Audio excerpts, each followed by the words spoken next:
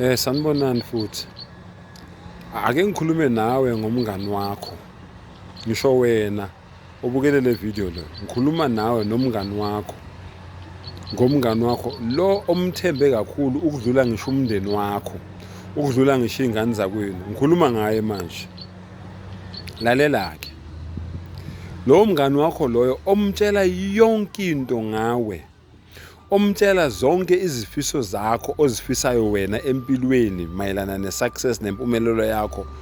Lo mngani wakho loyo ngicela ukukutshela imfihlo. Uma ngabe uyintombazane ngelinye ilanga uyokutshela ukuthi indoda yakho iyakufebela noma athi boyfriend yakhe iyakufebela.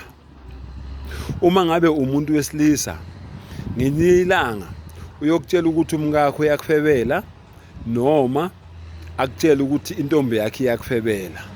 Lalela ukuthi lokho uzobe ekwenziswa yini. Uzobe kwenziswa ukuthi unezifiso zayo yonke lento enhle wena omtshela yona eyenzeka phakathi kwakho nomuntu wakho. Uma ngabe umuntu wesimame yonke lento omtshela yona eyenzeka phakathi kwakho nendoda yakho noma neboyfriend yakho.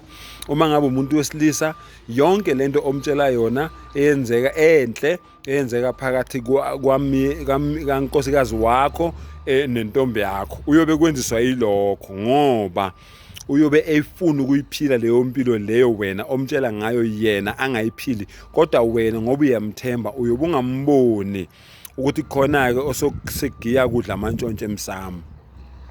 Ngiyaxwayisa ke ngalomngani wakho lo osumkhonze kangaka, osumtshela yonke into ngawe, yonke into ngezifiso zakho, yonke into ngomndeni wakini, ukuthi wena in 10 years time from now ufuna ukuzibona ukuphi.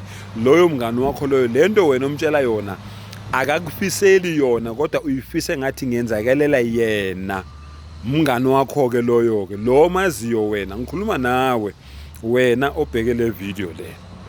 Ungizwile ungetshe. Lalela ngikutshela.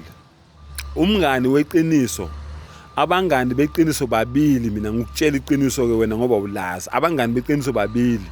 Umngani wakho weqiniso oqala impukane.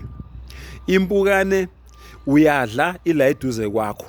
Uphuza itiye ila eduze kwakho. Uyalala uhleli urelaxile ila eduze kwakho. Ngisho noma usufile bekubulele bagqiba Samuel lapha bakufihle khona kini bengazi.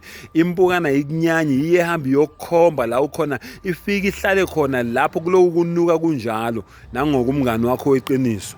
Umngani wakho wesibili weqiniso indlala. Uyabona unganjinga kanjani, ucebe kanjani indlala ngeke izikiyeke. Noma ungaba broke ngayiphi indlela ngeke indlala izikiyeke. Indlala izohlala nawe.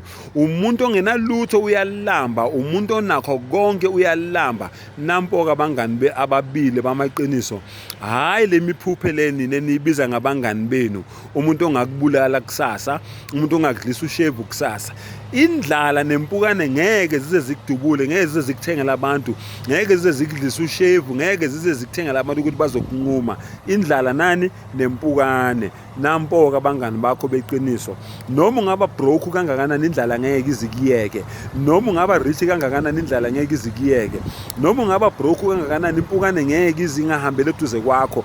Ngisho usufile usunuka sebekusaba izihlobo zakho, abantwana bakho, abantu abangani bakho sebekusaba. Bona labo babiza ngabangani. Impukane iyafika ihlale phezulu kwesidumbu sakho usunuka usufile.